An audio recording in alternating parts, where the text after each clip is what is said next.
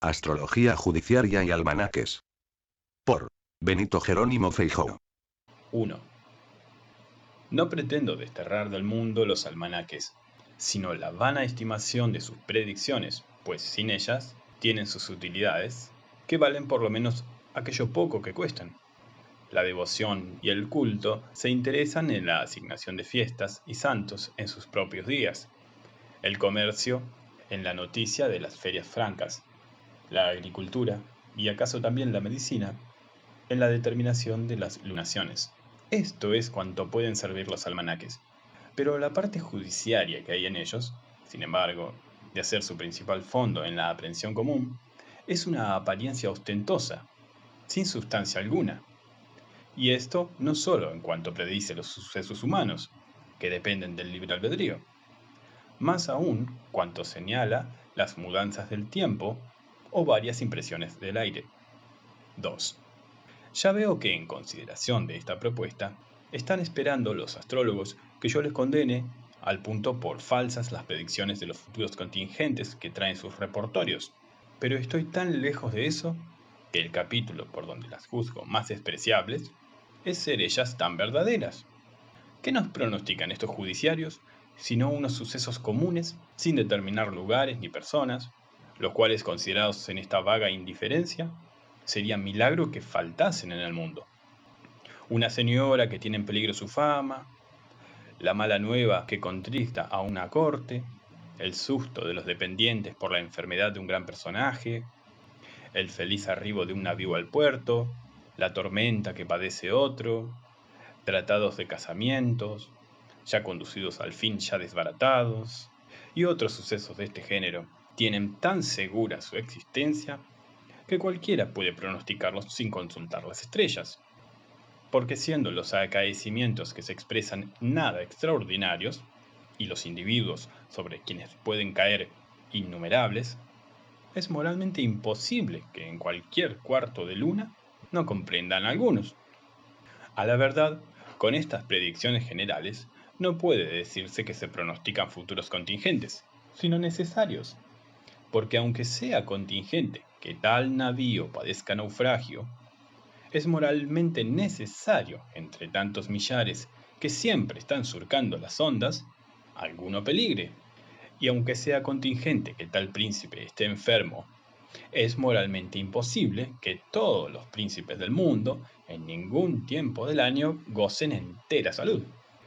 Por esto va seguro quien, sin determinar individuos ni circunstancias, al navío le pronostique naufragio, al príncipe la dolencia, y así todo lo demás. 3.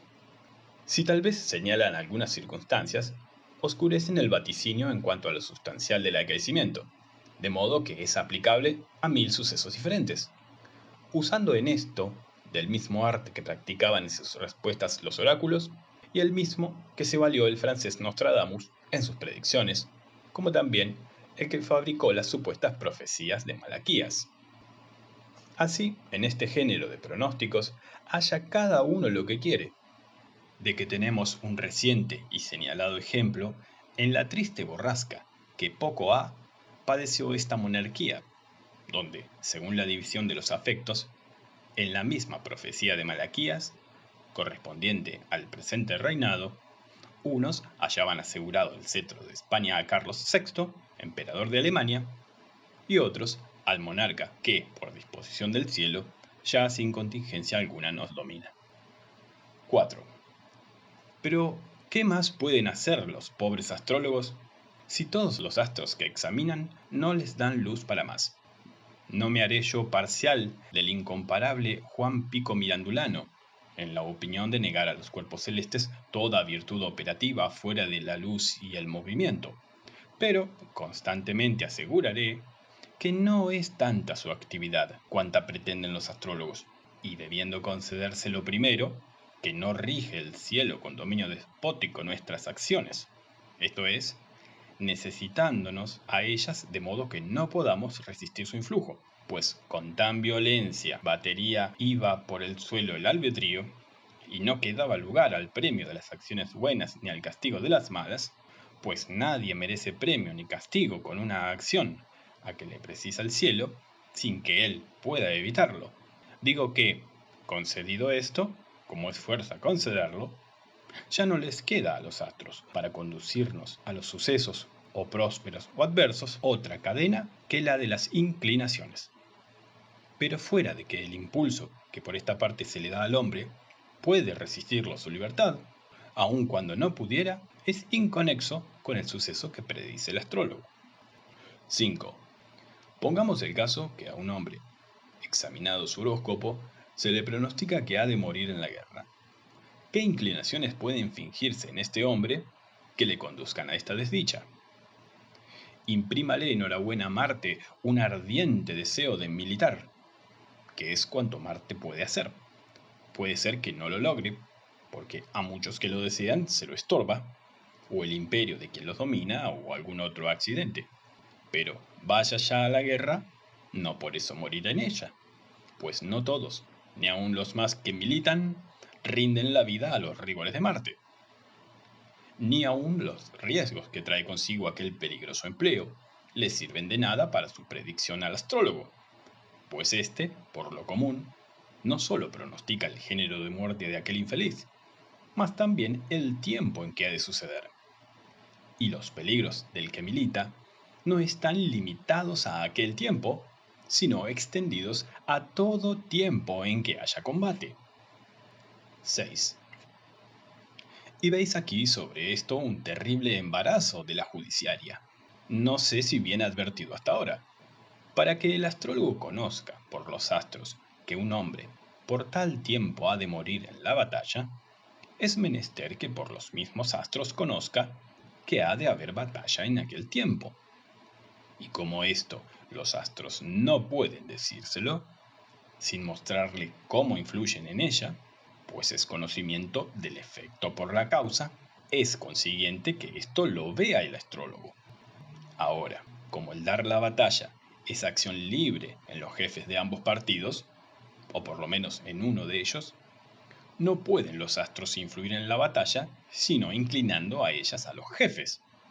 Por otra parte, esta inclinación de los jefes no puede conocerla el astrólogo, pues no examinó el horóscopo de ellos, como suponemos. Y de allí depende en su sentencia toda la constitución de las inclinaciones y toda la serie de los sucesos. 7. Aún no para aquí el cuento. Es cierto que el jefe, influya como quieran en él los astros, no determinará dar la batalla, sino en su posición de haber hecho tales o tales movimientos el enemigo, y acaso de haber conspirado en lo mismo algunos votos de su consejo, de hallarse con fuerzas probablemente proporcionadas, y de otras muchas circunstancias cuya colección determina semejantes decisiones, siendo infalible que el caudillo es inducido al combate por algún motivo, faltando el cual se estuviera quieto o se retiraría. Con que es menester que todas estas disposiciones previas, sin las cuales no se tomará la resolución de batallar, por más fogoso que le haya hecho Marte al caudillo, las tenga presentes y las lea en las estrellas el astrólogo. Pasemos adelante. Estas mismas circunstancias que se prerequieren para la resolución del choque dependen necesariamente de otras muchas acciones anteriores, todas libres. El tener el campo más o menos gente depende de la voluntad del príncipe y más o menos cuidado de los ministros, los movimientos del enemigo, de mil circunstancias previas y noticias verdaderas o falsas que le administran, los votos del Consejo de Guerra, que nacen en gran parte del genio de los que votan, y retrocediendo más, el mismo rompimiento de la guerra entre los dos príncipes, sin el cual no llegara el caso de darse la batalla. En cuantos a acaecimientos anteriores, todos contingentes y libres se funda, de modo que ésta en una cadena de infinitos eslabones, donde el último, que es la batalla, se quedará en el estado de la posibilidad, faltando cualquiera de los otros, de donde se colige que el astrólogo no podrá pronunciar nada en orden a este suceso, sino es que lea en las estrellas una dilatadísima historia. Y ni esta historia está escrita en los astros, ni aun cuando lo estuviera, pudieran leerla los astrólogos. No está escrita en los astros porque estos solo pueden inferir tantas operaciones como se representan en ella, influyendo en las inclinaciones de los actores.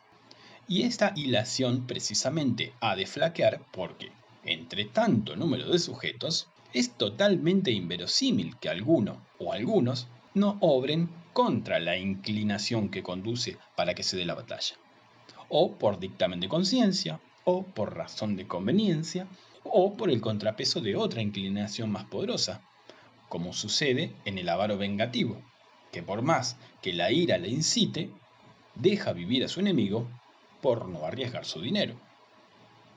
Y una operación sola que falte de tantas a que los astros se inclinan y que son precisamente necesarias para que llegue el caso de darse la batalla, no se dará jamás. 8. Tampoco, aunque toda aquella larga serie de sucesos y acciones que precisamente han de preceder el combate estuviera escrita en las estrellas, fuera legible para el astrólogo.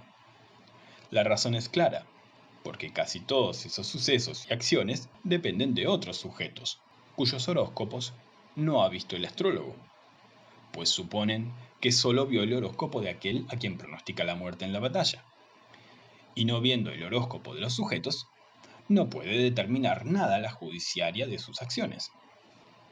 9. Esfuerzo esto de otro modo. Cuando el astrólogo, visto el horóscopo de Juan, le pronostica muerte violenta, es cierto que los astros no pueden representarle esta tragedia, sino porque la contienen en sí como causas suyas. Pregunto ahora, ¿cómo causarán los astros esta muerte? No influyendo derechamente en la acción del homicidio, porque como son causas necesarias y no libres, no sería la acción del homicidio contingente, sino necesaria, y así no podría evitarla el agresor. Tampoco determinando la voluntad y el brazo del homicida, porque se seguiría el mismo inconveniente de ser movidas necesariamente a la acción las potencias de éste, por cuya razón asientan los teólogos, que si la primera causa obrase necesariamente, las segundas no podrían obrar con libertad. Luego solo resta que los astros influyan en aquella muerte violenta, imprimiendo alguna inclinación que conduzca a ella. Pero esta inclinación, ¿en quién la han de imprimir? No en Juan, porque éste nunca tendrá inclinación a ser muerto violentamente, ni el que le inspire en un genio colérico y provocativo hace el caso, porque los más de estos expiran de muerte natural, como asimismo muchos pacíficos mueren a golpe de cuchillo. Con que quedamos en que esta inclinación se la han de imprimir al matador. Pero éste, con toda su inclinación a matar a Juan, es muy posible que no pueda ejecutarlo. Es muy posible también que el miedo del castigo, que el riesgo de sus bienes, que el amor de sus hijos le detenga. Mas concedámosle una inclinación tan violenta que haya de superar todos esos estorbos, y aún facilitarle los medios. ¿Cómo puede el astrólogo conocer esa inclinación del matador, cuyo horóscopo no ha visto, sino solo del que ha de ser muerto? Y por otra parte los astros, que solo por ese medio han de causar la muerte, solo pueden representársela al astrólogo, en cuanto contienen la inclinación del matador en su influjo. 10.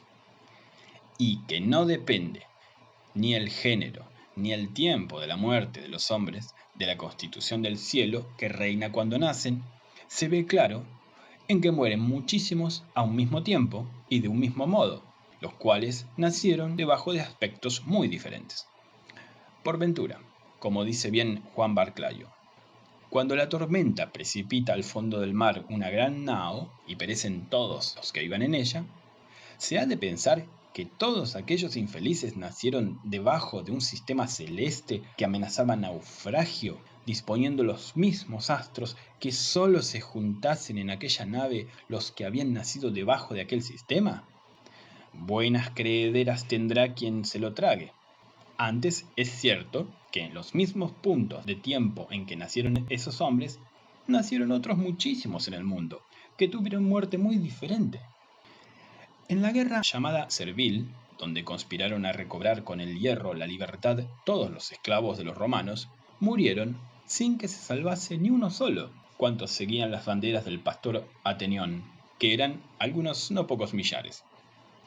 ¿Quién dirá que todos esos rebeldes nacieron debajo de tal constitución de astros que los destinaba a esa desdicha?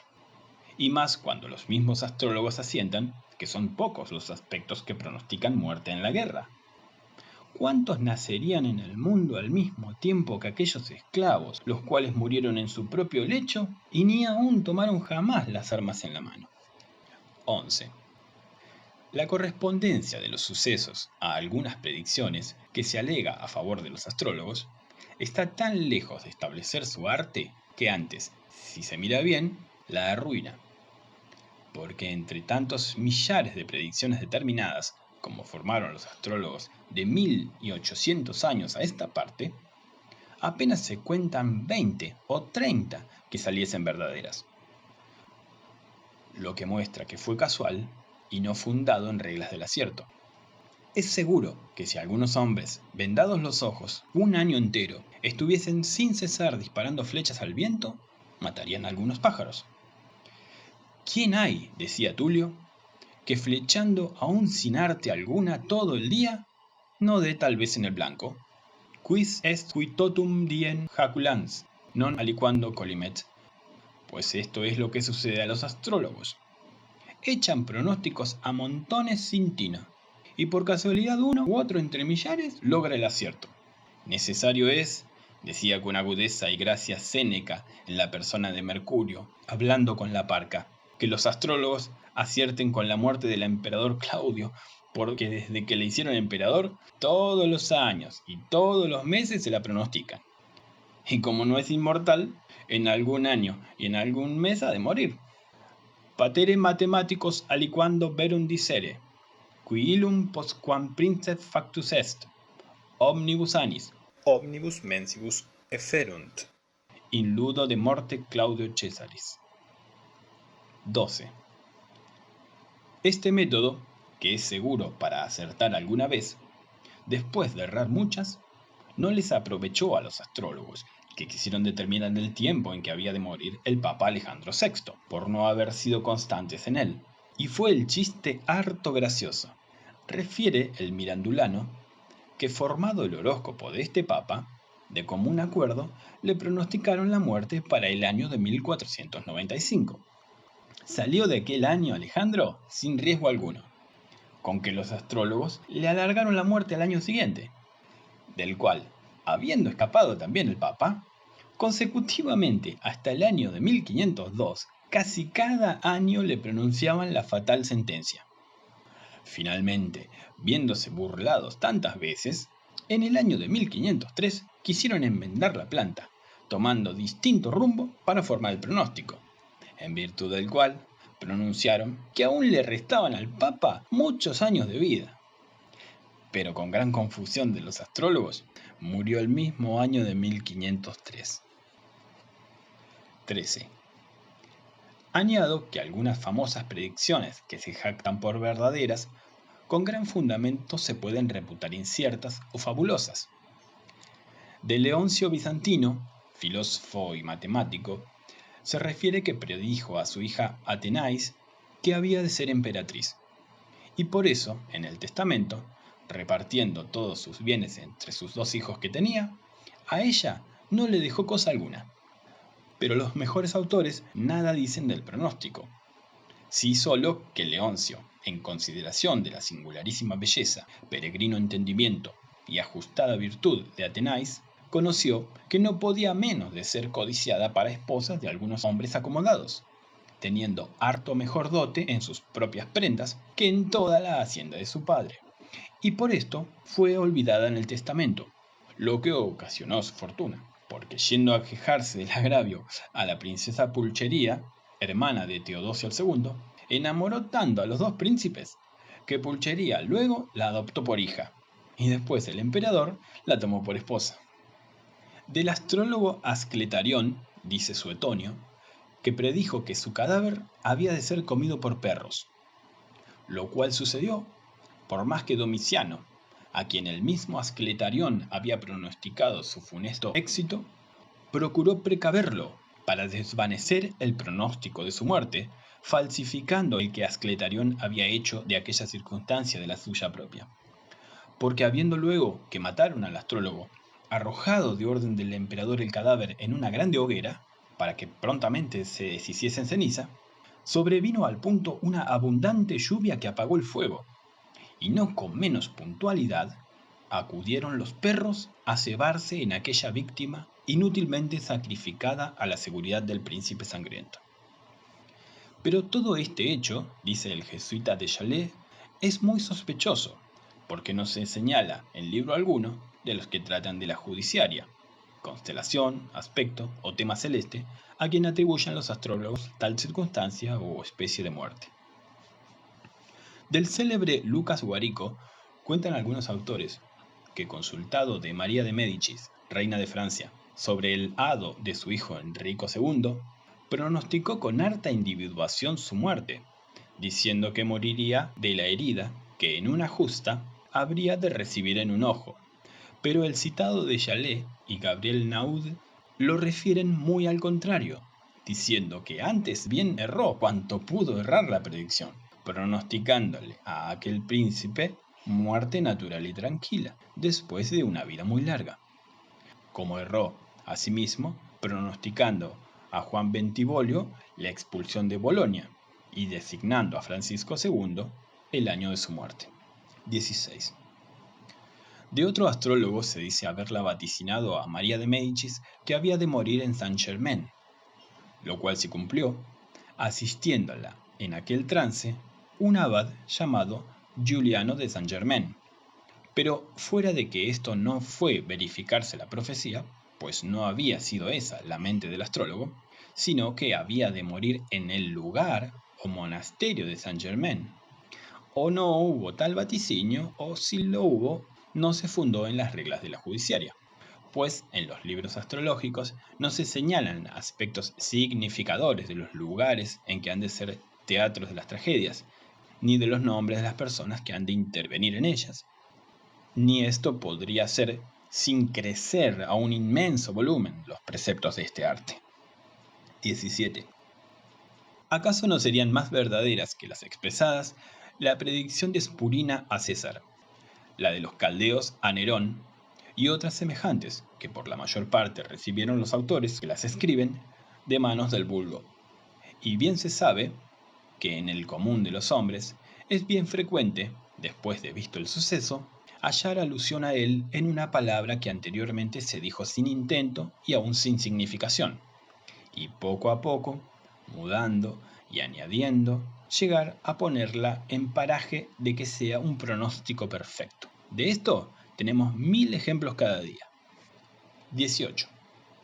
Una u otra vez puede deberse el acierto de las predicciones no a las estrellas, sino a políticas y naturales conjeturas, gobernándose en ellas los astrólogos, no por los preceptos de su arte, de que ellos mismos hacen bien poco aprecio, por más que los quieren ostentar al vulgo, sí por otros principios, que, aunque falibles, no son tan vanos.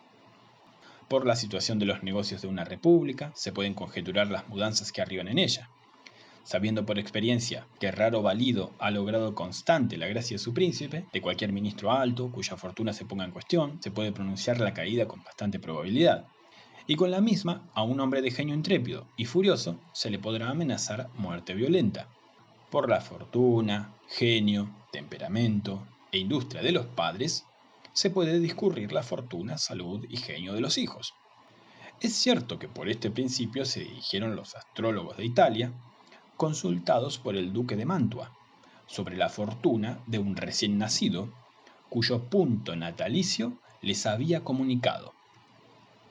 En la noticia que les había dado el príncipe, se expresaba que el recién nacido era un bastardo de su casa, cuya circunstancia determinó a los astrólogos a vaticinarle dignidades eclesiásticas, siendo común que los hijos naturales y bastardos de los príncipes de Italia sigan este rumbo, y así, en esta parte, fueron concordes todas las predicciones, aunque discordes en todo lo demás. Pero el caso era que tal bastardo de la casa de Mantua era un mulo que había nacido en el palacio del duque, al cual, con bastante propiedad, se le dio aquel nombre, para ocasionar a los astrólogos con la consulta la irrisión que ellos merecieron con la respuesta. 19. Algunas veces las mismas predicciones influyen en los sucesos, de modo que no sucede lo que el astrólogo predijo porque él lo leyó en las estrellas, sino que antes, sin haber visto él nada en las estrellas, sucede solo porque él lo predijo. El que se ve lisonjeado con una predicción favorable se arroja con todas sus fuerzas a los medios, ya de la negociación, ya del mérito, para conseguir el profetizado ascenso. Y es natural lograrle de ese modo. Si a un hombre le pronostica el astrólogo la muerte en un desafío, sabiéndolo su enemigo, le saca al campo, donde éste batalla con más esfuerzo, como seguro del triunfo, y aquel lánguidamente, como quien espera la ejecución de la fatal sentencia, al modo que nos pinta Virgilio el desafío de Turno y Eneas. Creo que no hubiera logrado Nerón el imperio si no le hubieran dado esa esperanza a su madre Agripina los astrólogos, pues sobre ese fundamento aplicó a aquella ardiente y política princesa todos los medios. ¿Acaso César no muriera a puñaladas si los matadores no tuvieran noticia de la predicción de Espurina, que les aseguraba aquel día la empresa? Lo mismo digo de Domiciano y otros. 20. Es muy notable a este propósito el suceso de Armando, mariscal de Virón, y padre de otro mariscal, mi duque de Virón, que fue degollado de orden de Enrique IV de Francia. Pronosticóle un adivino que había de morir al golpe de una bala de artillería, lo que le hizo tal impresión que, siendo un guerrero sumamente intrépido, después de notificado este presagio, siempre que oía disparar la artillería, le palpitaba el corazón. Él mismo lo confesaba a sus amigos. Realmente, una bala de artillería le mató, pero no le matara si él hubiera despreciado el pronóstico. Fue el caso que en el sitio de Epernay, oyendo el silbido de una bala hacia el sitio donde estaba, por hurtarle el cuerpo, se apartó despavorido, y con el movimiento que hizo, fue puntualmente al encuentro de la bala, la cual, si se estuviese quieto en su lugar, no le hubiera tocado. Así, el pronóstico, haciéndole medroso para el peligro, vino a ser causa ocasional del daño. Refiere este suceso Meserai. 21.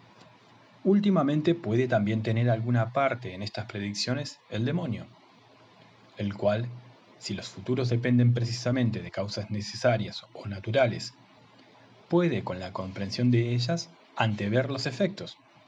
Pongo por ejemplo la ruina de una casa, porque penetra mejor que todos los arquitectos del mundo el defecto de su conceptura, o porque sabe que no basta su resistencia a contrapestar la fuerza de algún viento impetuoso, que en sus causas tiene previsto. Y de aquí con bastante probabilidad puede, por consiguiente, avanzar la muerte del dueño, si es por genio retirado a su habitación.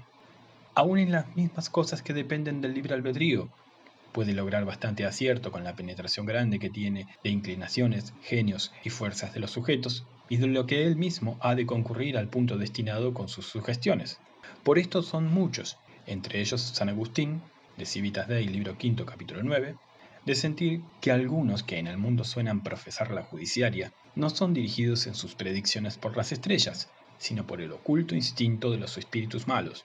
Yo convengo en que no se deben discurrir hombres de semejante carácter entre los astrólogos católicos. Sin embargo, de que Jerónimo Cardano, que fue muy picado de la judiciaria, no dudó declarar que era inspirado muchas veces de un espíritu que familiarmente le asistía. 22. Establecido ya que no pueden determinar cosa alguna los astrólogos en orden a los seres humanos, pasemos a despojarlos de lo poco que hasta ahora les ha quedado a salvo. Esto es, la estimación de que por lo menos pueden averiguar los genios e inclinaciones de los hombres, y de aquí deducir con suficiente probabilidad sus costumbres. El arrancarlos de esta posesión parece arduo, y sin embargo es facilísimo. 23. El argumento que comúnmente se les hace en esta materia es que no pocas veces dos gemelos que nacen a un tiempo mismo descubren después ingenios, índoles y costumbres diferentes, como sucedió a Jacob y Esaú, a que responden que, moviéndose el cielo con tan extraña rapidez, aquel poco tiempo que media entre la salida de uno y otro infante a la luz, basta para que la postura y combinación de los astros sea diferente. Pero se les replica, si es menester tomar con tanta precisión el punto natalicio, nada podrán determinar los astrólogos por el horóscopo, porque no se observa, ni se puede observar con tanta exactitud el tiempo del parto. No hay reloj de sol tan grande que, moviéndose en él la sombra por un imperceptible espacio, no avance el sol entre tanto un gran pedazo de cielo, y esto aun cuando se suponga ser un reloj exactísimo, cual no hay ninguno. Ni aun cuando asistieran al nacer el niño, astrónomos muy hábiles con cuadrantes y astrolabios pudieran determinar el punto fijo del lugar que entonces tienen los planetas, ya por la imperfección de los instrumentos, ya por la inexactitud de las tablas astronómicas, pues como confiesan los mismos astrónomos, hasta ahora no se han compuesto tablas tan exactas en señalar los lugares de los planetas, que tal vez no yerren hasta 5 o 6 grados, especialmente en Mercurio y Venus. 24. Mas girando los planetas con tanta rapidez, en que no hay duda, es cierto que en aquel poco tiempo que tarda en nacer el infante, desde que empieza a salir del claustro materno hasta que acaba, camina el Sol muchos millares de leguas, Marte mucho más, más aún Júpiter y más que todos Saturno. Ahora se pregunta, aun cuando el astrólogo pudiera averiguar exactísimamente el punto de tiempo que quiere y el lugar que los astros ocupan, ¿qué lugar ha de observar? Porque éste se varía sensiblemente entre tanto que acaba de nacer el infante. ¿Atenderá el lugar que ocupan cuando se saca la cabeza? ¿O cuando descubre el cuello? ¿O cuando saca el pecho? ¿O cuando ya salió todo lo que se llama el tronco del cuerpo? ¿O cuando ya hasta las plantas de los pies se aparecieron? Voluntario será cuanto a esto se responda. Lo más verosímil, si eso se pudiera lograr y la judiciaria tuviera algún fundamento, es que se debían formar sucesivamente diferentes horóscopos, uno para la cabeza, otro para el pecho y así de los demás, porque si lo que dicen los judiciarios de los influjos de los astros en el punto natalicio fuera verdad, habían de ir sellando sucesivamente la buena o mala disposición de inclinaciones y facultades, así como fuesen saliendo a la luz los miembros que les sirven de órganos. Y así, cuando saliese la cabeza, se había de imprimir la buena o mala disposición para discurrir. Cuando el pecho, la disposición para la ira o para la mansedumbre, para la fortaleza o para la pusilanimidad, y así de las demás facultades, a quienes sirven los demás miembros. Pero ni esa exactitud, como se ha dicho, es posible, ni los astrólogos cuidan de ella. 25. Y si les preguntamos por qué los astros imprimen esas disposiciones cuando el infante nace, y no anticiparon esa diligencia mientras estaban en el claustro materno, o cuando se animó el feto, o cuando se dio al principio a la grande obra de la formación del hombre, lo que parece más natural, nada responden que se pueda oír, porque deciden que aquella pequeña parte del cuerpo de la madre interpuesta entre el infante y los astros, les estorba a estos sus influjos, porque decir que aquella pequeña parte del cuerpo de la madre, interpuesta entre el infante y los astros, les estorba a estos influjos, merece 1000 carcajadas, cuando muchas brazas de tierra interpuestas no les impiden, en su sentencia, la generación de los metales. Pensar, como algunos quieren persuadir, que por el tiempo del parto se puede averiguar el de la generación, es delirio, pues todos saben que la naturaleza en esto no guarda un método constante, y aun suponiendo que el parto sea regular o no bimestre, varía no solo horas, sino días enteros. 26. El caso es que aunque se formasen sobre el tiempo de la generación las predicciones, no salieran más verdaderas. Refiere Barclayo en su Argenis que un astrólogo alemán, ansioso de lograr hijos muy entendidos y hábiles, no allegaba jamás a su esposa sino precisamente en aquel tiempo en que veía a los planetas dispuestos a imprimir en el feto aquellas bellas prendas del espíritu que deseaba. ¿Qué sucedió? Tuvo este astrólogo algunos hijos, y todos fueron locos. Es digno de agregarse al suceso que hemos escrito en el número 26, el que vamos a referir. El insigne astrónomo Tycho Brahe, sin embargo de su excelente capacidad, padeció la flaqueza de aplicarse a la astrología judiciaria y hacer estimación de ella. Habiéndole dado Federico II, rey de Dinamarca, la isla de Hven con una gruesa pensión, edificó en ella un castillo, al que dio el nombre de Uranienburg, que significa villa o ciudad del cielo, por razón de un excelente observatorio que construyó en el castillo para examinar los astros. Es de saber que él mismo dejó escrito que eligió un punto de tiempo en que el cielo estaba favorable a la duración del edificio para sentar la primera piedra. ¿De qué sirvió esta precaución? De nada. Pocos edificios habrán subsistido tan corto espacio de tiempo. Dentro de 20 años fueron demolidos observatorio y castillo por quienes sucedieron a Tycho en aquella posesión, para emplear los materiales en otras cosas que juzgaron más útiles. Monsieur Picard, de la Academia Real de las Ciencias, que visitó aquel sitio el año de 1671, con dolor suyo vio que Uranienburg, o Ciudad del Cielo, estaba reducida a un cercado donde arrojaban esqueletos de bestias. Qué poco cuidaron los astros, ni de la existencia, ni del honor de un edificio que su dueño les había consagrado. Ya en otra parte, notamos que Tycho, no obstante su bello entendimiento, tenía el genio supersticioso y agorero, pues se cuenta de él que si saliendo de casa encontraba alguna vieja, volvía a recogerse por temor de algún mal suceso. Tanto me asusta una mina que si en la calle me afila, me pongo al lado del botón. Después leí que lo mismo hacía si veía a alguna liebre. Hace a mi parecer alguna falta en el discurso de la astrología judiciaria la definición que de ella hizo el inglés Thomas Hobbes en De Homine. Por tanto, la pondremos aquí. Es, dice, un estratagema para librarse del hombre a costa de tontos. Fugienda gestatis causa, hominis stratagema est, ut pradam auferat a populo stulto. 27. Ni aun cuando los astros hubiesen de influir las calidades que los genetlíacos pretenden en aquel tiempo que ellos observan, podrían concluir cosa alguna. Lo primero porque son muchos los astros y puede uno corregir o mitigar el influjo de otro, y aún trastornarle del todo. Aunque Mercurio, cuanto es de su parte, incline al recién nacido al robo, ¿de dónde sabe el astrólogo que no hay al mismo tiempo en el cielo otras estrellas combinadas, de modo que estorben el mal influjo de Mercurio? ¿Comprende por ventura las virtudes de todos los astros, según las innumerables combinaciones que pueden tener entre sí?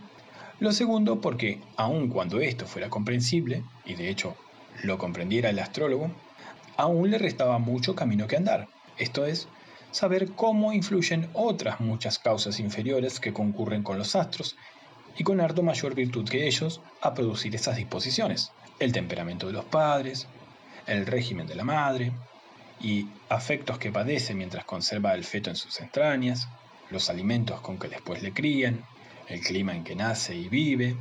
Son principios que concurren con incomparable mayor fuerza que todas las estrellas a variar el temperamento y cualidades del niño, dejando aparte lo que la educación y lo que el uso recto o perverso de las 6 cosas no naturales pueden hacer. Si tal vez una enfermedad basta a mudar un temperamento y destruir el uso de alguna facultad del alma, como la de la memoria, por más que se empeñen todos los astros en conservar su hechura, ¿qué no harán tantos principios juntos como hemos expresado? Y pues, los astrólogos no consideran nada de esto, y por la mayor parte les es oculto. Nada podrán deducir por el horóscopo en orden a costumbres, inclinaciones y habilidades, aun cuando les concediésemos todo lo demás que pretenden. 28. A la verdad, cuanto hasta aquí se ha discurrido contra los genetlíacos, Poco les importa a los componedores de almanaques, porque estos, como ya se advirtió arriba, se contentan con unas predicciones vagas de sucesos comunes que es moralmente imposible dejar de verificarse en algunos individuos, y cualquiera podrá formarlas igualmente seguras, aunque no sepa ni aún los nombres de los planetas. El año de 10 fue celebradísima una predicción del Gotardo, que decía no sé qué de unos personajes escogidos en ratonera, como muy adecuada a un suceso que ocurrió en aquel tiempo. Yo apostaré que cualquiera que supiese con puntualidad todas las tramas políticas de los reinos de Europa, en cualquier lunación hallaría varios personajes cogidos en esas ratoneras metafóricas. Siempre bien frecuente hallarse sorprendido el goloso de mejorar su fortuna, en el mismo acto de arrojarse al cebo de su ambición. Y cuando hay guerras, de cualquiera que es cogido en una emboscada, se puede decir con igual propiedad que cayó en la ratonera. 29. Pero dos cosas nos restan que examinar en los almanaques, que son el juicio general del año y las predicciones particulares de las varias impresiones del aire por lunaciones y días. 30. En cuanto a lo primero, en sabiéndose que todo el sistema en que se funda este pronóstico es arbitrario y todos los preceptos de que consta fundados en el antojo de los astrólogos, está convencida su vanidad. Las 12 casas en que dividen la esfera no son ni más ni menos porque ellos lo quieren así. Y fue harta escasez suya no haber fabricado en el cielo más que una corta aldea, cuando, sin costarles más, pudieron edificar una gran ciudad. El orden de estos domicilios, de modo que el primero se coloca en la parte del oriente, debajo del horizonte, y así van prosiguiendo las demás debajo del horizonte hasta que la séptima se aparece sobre él en la parte occidental, y las restantes continúan el círculo hasta la parte oriental descubierta. Todo es antojadizo. Las significaciones de esas casas y de los planetas en ellos son puras significaciones ad placitum. Es cosa lastimosa ver las ridículas analogías de que se valen para dar razón de esas significaciones. De modo que en todo y por todo, estas casas se construyeron sin fundamento alguno, al fin como fábricas hechas en el aire. ¿Qué diré de las dignidades ya esenciales, ya accidentales de los planetas?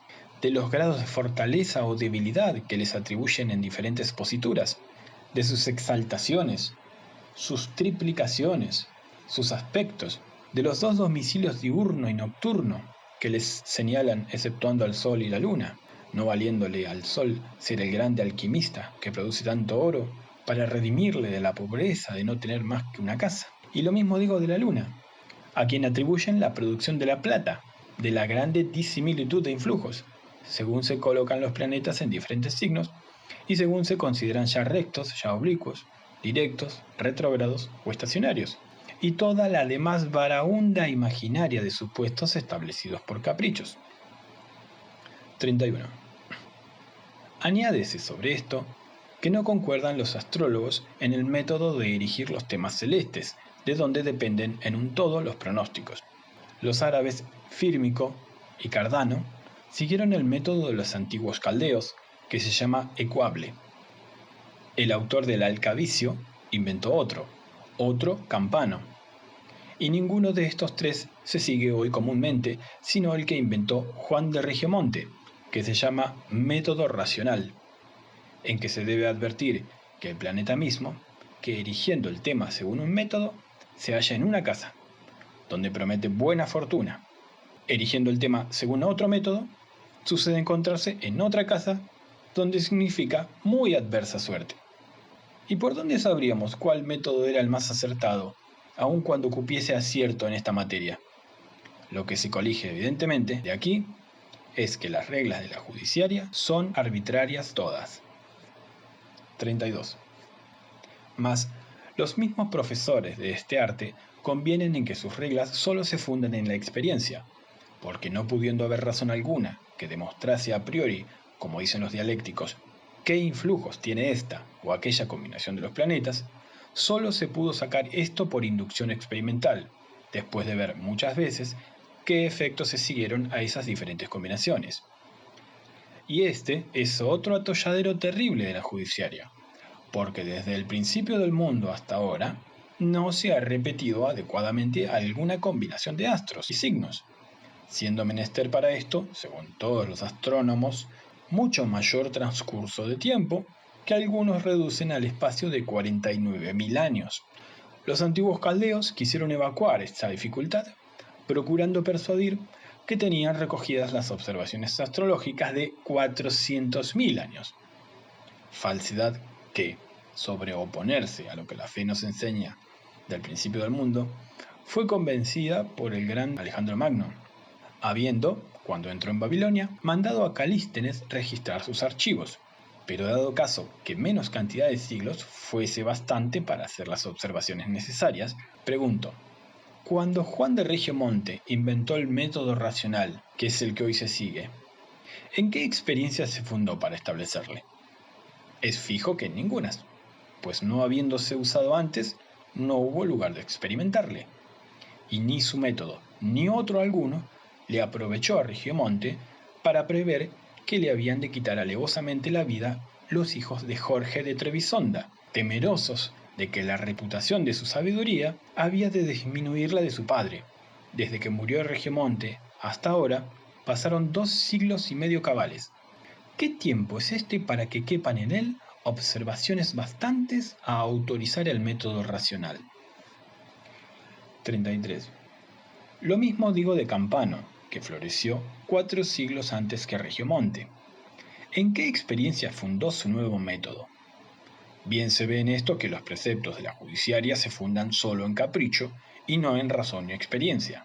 Y hago ahora otra pregunta. ¿O a los pronósticos que se hacían siguiendo el método de los caldeos correspondían los sucesos o no? Si correspondían, erró Regiomonte en mudarle, y los modernos lo yerran en no seguirle. Si no correspondían, son falsas, o fueron causales aquellas predicciones famosas de los astrólogos antiguos que los modernos alegan en favor de la judiciaria, pues es constante que los astrólogos antiguos siguieron el método de los caldeos. Lo que se ha dicho en este punto conspira igualmente a descubrir la vanidad del tema natalicio, por donde pronostican los astrólogos la fortuna de los particulares, que de los diferentes temas celestes que erigen para hacer el juicio general del año, porque unos y otros dependen de los mismos principios. 35. Y de los mismos principios dependen también las predicciones de las cualidades del tiempo en diferentes cuartos de luna y en cada día, aunque añadiendo nuevo y singular tema para cada cuarto de luna, y atendiendo para cada día en particular diferentes combinaciones de los planetas, ya entre sí, ya con las estrellas fijas. Como quiera que discurran en esta materia, es constante que no yerran los astrólogos en ella menos que en todo lo demás. El gran Mirandulano examinó todo un inventario, los almanaques que habían compuesto para aquel año los más famosos astrólogos de Italia, y solo en 5 o 6 días los halló conformes a las impresiones del aire que observó en todo aquel espacio de tiempo. El año de 1186 pronosticaron los astrólogos furiosísimos vientos y horrendas tempestades por razón de cierta conjunción de los superiores e inferiores planetas. Pero lograron los mortales en aquel tiempo quietos y pacatísimos los elementos. Refiere esto Escalígero sobre la autoridad de Rigordo, monje de San Dionís y médico de Felipe Augusto, que floreció en aquel tiempo. El año de 1524, habiendo observado los astrólogos grandes conjunciones de los planetas en los signos que ellos llaman aqueos, por el mes de febrero, predijeron portentosas inundaciones y nunca vistas lluvias, lo que llenó de terror a Europa, de modo que muchos se previnieron de barcas y otros de habitación en sitios eminentes. Pero tan lejos estuvo de venir el esperado diluvio que ni una gota de agua cayó en todo aquel febrero. Así lo cuenta Dureto, que vivió en el mismo siglo. 36. Ni pueden menos los almanaquistas de caer en tan abultados errores, porque es falso, o por lo menos incierto, que los astros o constelaciones que ellos señalan produzcan fríos o ardores, vientos, lluvias o serenidades. Si los ardores del estío dependieran de hacer entonces el sol su curso por el signo de León, calientes estuvieran como nosotros en el agosto los que habitan a 40 o 50 grados de latitud austral, pues no tienen ni influye en ellos en aquel tiempo otro sol que el que camina por este signo. Mas los pobres padecen en aquella sazón intensísimo frío. Y si el cuadrante de Marte y Venus indujera lluvias, las había de mover en todo el mundo, pues ninguna región del mundo logra entonces a esos dos planetas en diferente aspecto. Nuestro mismo hemisferio y la propia región que habitamos desmentiría algún día a los astrólogos en esta parte si el mundo dura algunos millares de años, pues es infalible que llegará tiempo en que el orto de la canícula, o conjunción del Sol con ella, suceda en los meses de diciembre y enero, y entonces, ciertamente, helará en la canícula. 37. Pero gratuitamente permitido que los astros tengan la actividad que para estos efectos se les atribuyen los astrólogos, por lo menos es innegable que concurren a los mismos efectos otras causas tanto más poderosas que los astros, que pueden no solo disminuir, mas estorbar del todo sus influjos. En Egipto nunca llueve, o rarísima vez, y esto solo en los meses de noviembre, diciembre y enero, y es cierto que giran sobre aquella región los mismos astros que sobre otras muchas, donde caen lluvias copiosas. En el Valle de Lima sucede lo mismo, donde toda la fertilidad de la tierra se debe a un blando rocío. No solo entre regiones distantes hay esta disposición, más aún la corta división que hace a la tierra la cima de un monte basta para inducir en las dos llanuras opuestas temperie muy diferente, como sucede en el que divide este Principado de Asturias del Reino de León, pues los ímpetus del norte, cuando sopla furioso, llenan de lluvias, nieves y borrascas todo este país, hasta cubrir aquella eminencia, y al mismo tiempo es común lograr de la otra parte perfecta serenidad. Váyanse ahora los astrólogos a determinar qué días ha de llover por las estrellas. 38. El padre Tosca juzgó que evacuaba en parte esta dificultad, encargando que en la formación de los almanaques se tengan muy presentes las calidades del país.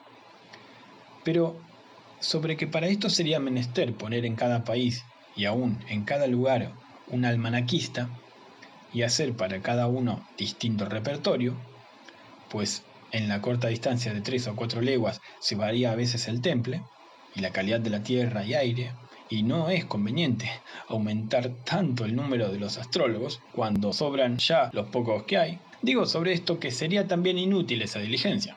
Lo uno porque son incomprensibles las calidades de los países, de modo que por ellas se pueden pronosticar las mudanzas del tiempo. Lo otro porque éstas no dependen precisamente de los países donde se ejercitan, sino también de otros distantes de donde vienen los vientos húmedos y exhalaciones, y no solo de los países donde se engendran, mas también de aquellos por donde transitan. Las fermentaciones que se hacen en varias partes de las entrañas de la tierra ocasionan los vientos y contribuyen materia para las tempestades. ¿Qué entendimiento humano podrá apear cuándo y cómo se hacen? Aún después de elevarse vapores y exhalaciones en la atmósfera, ¿quién comprenderá la varias determinación del rumbo del viento que las ha de conducir a esta o a la otra región, ni las disposiciones que hay en una más que en otra, para que sobre ellas se liquiden las nubes o se enciendan las exhalaciones? Aun cuando supiese todo lo demás, ¿cómo ha de averiguar si la nube que en tal día ha de volar sobre el horizonte sensible que habito, vendrá en esta a derretirse sobre este lugar en agua, o lo guardará para la montaña o el valle que dista de aquí a aguas? 39. Como quiera, la consideración del país solo puede aprovecharle al astrólogo para pronosticar a bulto, sin determinación de tiempo, más lluvia en el país más húmedo, más calores en el país más ardiente, más hielos en el país más frío, pues a todos consta por experiencia que dentro de un mismo país, en cuanto a la determinación del tiempo, no hay consecuencia de un año para otro, sucediendo en un año una primavera muy enjuta y en otro muy mojada. Aún más hay en esto, y es que un mismo país, por un accidente, al parecer de poca importancia, suele variar sensiblemente de temple. La isla de Irlanda, después que abatieron los naturales muchos bosques que había en ella, es mucho menos lluviosa que era antes, y me acuerdo de haber leído, pienso que era el padre Kircher, que la tierra de Aviñón, que era antes muy húmeda y nebulosa, goza un hermoso cielo después de que se enjugó una laguna de bien poco ámbito que había en ella. 40. Concurriendo pues a variar la temperie de las regiones tantas causas de acá abajo que no solo alteran, mas a veces, como se ha visto, estorban casi del todo la operación de las constelaciones, nada podrán averiguar en la materia los astrólogos, por la precisa inspección de los cielos, y por otra parte las demás causas cooperantes no están sujetas a su examen. ¿Dirá acaso alguno que los astros ponen en movimiento esas mismas causas con todos los varios respectos y combinaciones que tienen hacia tales o tales países? Y así de ellos desciende primordialmente que en esta región llueva y en la otra no, que aquí haga frío y allí calor. Yo quiero pasar por ello, pero siendo así, el astrólogo no leerá en el cielo lluvia ni otro temporal alguno absolutamente para tal día, sino con distinción de regiones. Y como estas son tantas, es infinito lo que tendrá que leer en el cielo. Pongo por ejemplo el día 4 de abril, lluvia en España, en la Noruega, en la Mesopotamia, sereno en Persia, en la Tartaria y en Chile, viento en Grecia, en la Anatolia, en Sicilia y en Marruecos, frío en la Noruega, en la Georgia, en el Mogol y en la isla de Borneo, calor en Egipto, en los abisinios, en México y Acapulco, vario en Francia, en la China y el Brasil, y así se irán leyendo en los astros truenos, granizo, helada, nieve, asignando cada diferencia de temporal a más de 300 o 400 partes distintas del globo terrestre. Verdaderamente, que para tanto es menester fingir en cada astrólogo el Ícaro Menipo del graciosísimo Luciano, que arrebatado al cielo oía decretar a Júpiter lluvia en la Sitia, truenos en Libia, nieve en Grecia, granizo en Capadocia, etc.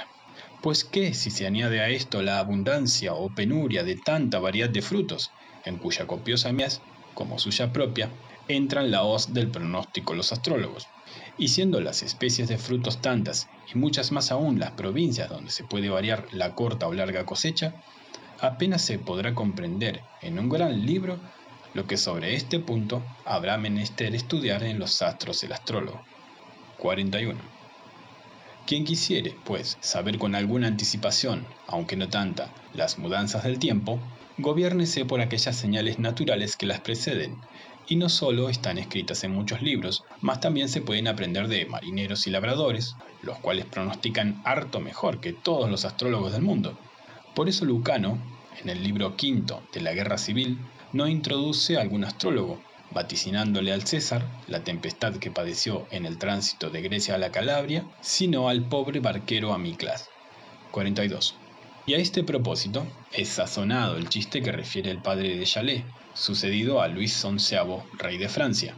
Había salido este príncipe a casa, asegurado por el astrólogo que tenía asalariado de que había de gozar un sereno y apacible día. Encontró en el camino a un pobre carbonero, que le avisó se retirase, porque amenazaba una terrible lluvia. Salió el pronóstico del carbonero verdadero y el del astrólogo falso, por lo cual el rey, despidiendo al almanaquista, tomó por astrólogo suyo, señalándole salario como tal, al carbonero. 43. Añadiré una reflexión de las más eficaces para convencer de vanas todas las observaciones astrológicas que se hicieron en todos los pasados siglos. Y es que desde que se inventaron los telescopios, se han descubierto tantas estrellas, ya fijas, ya errantes, que exceden en número a las que observaban los astrólogos anteriores, que miraban el cielo con los ojos desnudos. Solo Juan Evelio, burgomaestre de Danzig y famoso astrónomo, descubrió de nuevo tantas estrellas fijas que les puso el nombre de Firmamento Sobieski, en honor del glorioso Juan III de este nombre, rey de Polonia. Ahora se arguye así: la ignorancia de los astros, nuevamente descubiertos, traía consigo necesariamente la ignorancia de sus influjos, y la combinación de los influjos de estos con los de los demás que estaban patentes, infería otros efectos muy diferentes de los que tuvieran estos si obraban por sí solos. Luego, todas las observaciones astrológicas que se hicieron antes de la invención del telescopio fueron inútiles y vanas, porque iban sobre el supuesto falso de que no influían otros astros que los que se descubrían entonces. El telescopio fue inventado en el año de 1609 por el holandés Jacobo Mezio y perfeccionado poco después por el insigne matemático florentín Galileo Galilei. Todos los grandes maestros de la judiciaria, por quienes se gobiernan los astrólogos modernos, son anteriores, de que se infiere que unos ciegos guían a otros ciegos. 44. Omito muchos lugares de la escritura, como también muchas autoridades de padres contra los judiciarios, porque se hallan en muchos libros, pero no disimularé la bula del gran pontífice Sixto V contra los profesores de este arte, que empieza: Coeli et terra creator Deus, porque es, en este asunto, lo más concluyente que se halla en línea de autoridad, para lo cual es de advertir que a todos los demás textos, ya de la escritura, ya de concilios, ya de padres, ya de bulas pontificias con que se les arguye a los judiciarios, responden estos que en esos textos solo se condena a aquella judiciaria que pronostica como ciertos los futuros contingentes, dando por infalibles las amenazas de los astros. Pero esta interpretación no tiene lugar en la bula de Sixto.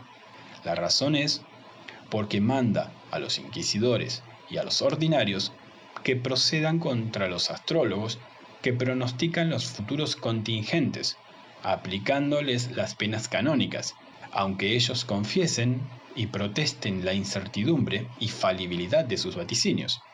Etiam si id se non certo affirmare esserant, aut protestentur, permitiéndoles únicamente el pronosticar aquellos efectos naturales que pertenecen a la navegación, agricultura y medicina. Statuimus et mandamus optam contra astrólogos, matemáticos et alios quoscunque dicta astrologia artem, praeterquam circa agriculturam, navigationem et ren medicam exercentes, etc. Y así, en pasando de esta raya, deben proceder contra ellos los superiores, por más que en el principio de sus libros y almanaques protesten que su arte es falible y en el fin de ellos pongan: Dios sobre todo, por sánalo todo.